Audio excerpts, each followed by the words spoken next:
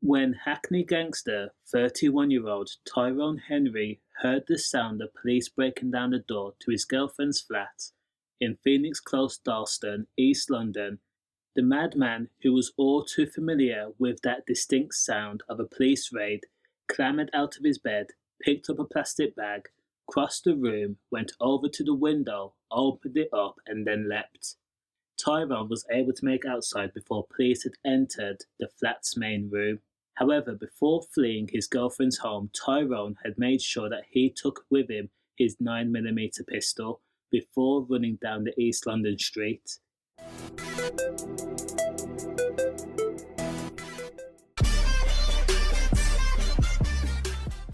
The Metropolitan Police had Tyrone under police investigation that included a surveillance team, plainclothes officers, and also patrol units. Police had received intel that Tyrone had been seen with a loaded gun. Now, Tyrone had made the silly mistake of actually hiding the gun under his son's toy trolley. Now, Tyrone was pursued by police as the convicted criminal had hopped over back garden fences, turned into the alleyway, and then sprinted along Scriven Street.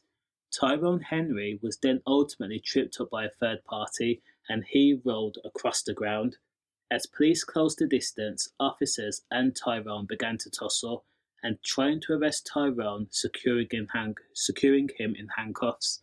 However, in the struggle, Tyrone had reached for his 9mm and it went off. A police officer, DC Nick Chambers, was struck just below the armpit before stumbling backwards and of course red leaking. At the stark realization that Tyrone Henry had actively shot an active police officer in the duty of arresting him, Tyrone had actually cried and then wet himself, according to reports. He was in bits. Now, Tyrone showed genuine remorse and quickly stopped struggling. He also asked about the police officer's injuries. The officer was treated at the scene for serious injuries, and of course that whole area was closed down. Meanwhile, Tyrone was arrested and then taken back to the police station for questioning. Tyrone explained that he had been holding a pistol for someone else, as he wanted it off the streets and no longer wanted East London gangs to have a gun that could be used in tit-for-tat incidences surrounding gangs.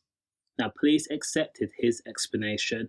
Police also took the pistol in for examination, and it showed that while the police and Tyrone had struggled with each other, it's possible that when Tyrone brushed against the pistol, it went off, as it was prone to misfiring.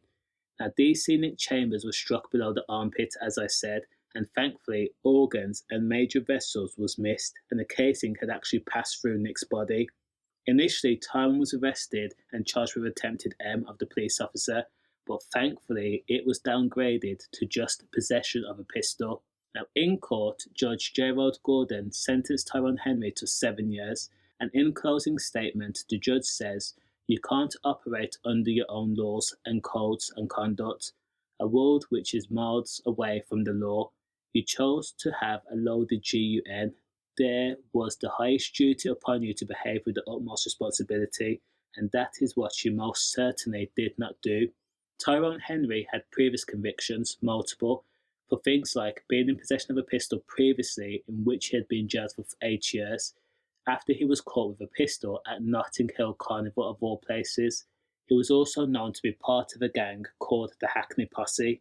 So the question is, does the crime match the sentence? Let me know your thoughts in the comments, and as always, stay safe.